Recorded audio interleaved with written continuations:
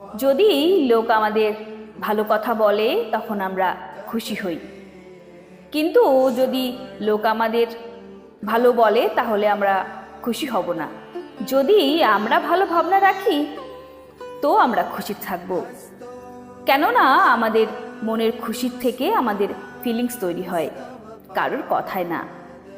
যদি কেউ আমাদের খুব ভালো ভালো বলে তাহলেও অনেক সময় আমরা এটাও ভাবতে পারি যে সে কি সত্যি সত্যি বলছে নাকি দেখানোর জন্য বলছে।